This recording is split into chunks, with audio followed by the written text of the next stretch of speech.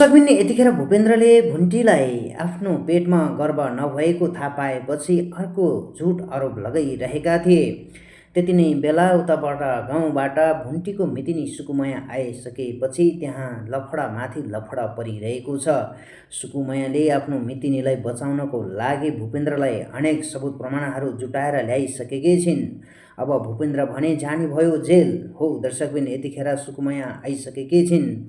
सुकुमाया आइसकेपछि सबैजना खुसीले सिमाइरहेका छैनन्, किनभने सुकुमाया आइसकेपछि समस्याको सबै समाधान गर्ने छिन् भनेर सबैजना खुसी भएको हामीले देख्न सकिन्छ। भूपेन्द्रले भने आफ्नो श्रीमती भुन्टीले पहिले आफ्नै गर्भ रहेको भनेर आफू छेउमा आएको बेला आफ्नो गर्भमा बच्चा भएको कुरा सुनाउँदै गर्दा यतिखेर हस्पिटल गएर भिडियो एक्सरे गरेर चेक जाँच गर्दा पेटमा बच्चा नभएपछि मैले लगाएको आरोप सही रहेछ।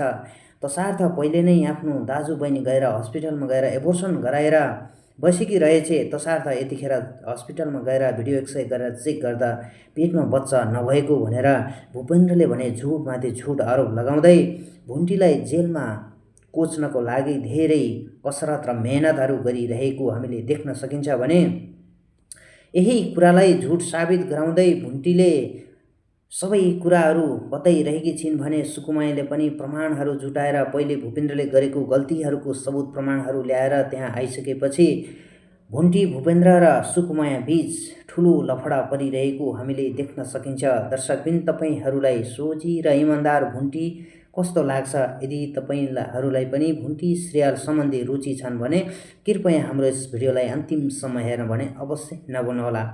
दर्शकबिन धेरै समय पहिलेदेखि नै भुन्टीले आफ्नो सारा परिवारहरूलाई धेरै माया गरेर धेरै सपोर्ट गरेकी थिइन् र आफ्नो श्रीमानलाई धेरै माया गर्थिन्। आफ्नो श्रीमानलाई सानो तिनो दुःख पर्दा पनि आफ्नै दुःख ठानेर धेरै सपोर्ट गर्थिन् र धरधरी रुने गर्थिन् भुन्टी।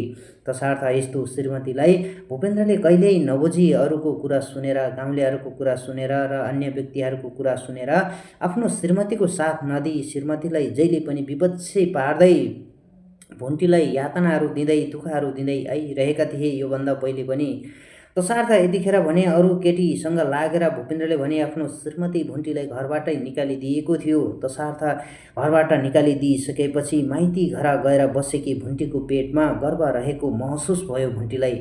जब योभन्दा पहिले पनि गर्भमा बच्चा भएको बेला भुन्टीलाई भोमिट भएर लक्षणहरू यस प्रकारको देखिएका थिए। तसर्थ भुन्टीलाई यसपालि पनि भोमिट भएपछि पहिले जस्तै लक्षण भएको थियो भन्दै मेरो गर्भमा पक्कै पनि बच्चा छ भनेर खुसी हुँदै आफ्नो श्रीमान भूपेन्द्रलाई भन्न गएकी थिइन्। तसर्थ यो कुराहरू भने भूपेन्द्रले अस्वीकार गरी आफ्नै दाजु टोकलेको पेट बोकेर आइस भन्दै यस्तो नाजायज सम्बन्ध भन्दै दाजु बहिनीको पवित्र सम्बन्धलाई नै घिनलाग्दो आरोप लगाएका थिए भूपेन्द्रले। तसर्थ यतिखेर भने यसरी भाँड भैलो भरिरहेका छन्। भुन्टीलाई भने सबैले यतिखेर किन यसरी तिमीले ढाँटेकी, किन पेट गर्भ नहुँदा पनि गर्भ छ भनेर सबैलाई ढाँटेर चकित पारी भुन्टु भनेर सबैले सोधिरहेको छ भने भुन्टीलाई पनि यो मिसयुज भएको हो। तसर्थ भुन्टीलाई पनि आफ्नो गर्भमा बच्चा भएको कुरो फिक्स भने थिएन। तब पहिले गर्भमा बच्चा भएको बेलामा आफूलाई भोमिट भएको र त्यही लक्षण भएपछि अहिले पनि बच्चा छ भन्ने विश्वासका साथ भुन्टीले मानेर आफ्नो श्रीमानलाई यो कुराहरू बताएकी थिइन्। तसर्थ यतिखेर भने भुन्टीको पेटमा भिडियो एक्सरे गरेर हेर्दा बच्चा नभएपछि सबैजना दङ्ग र छक्क परेका छन् भने भूपेन्द्रले भने उल्टै अर्को आरोप लगाउन सफल भएका छन्।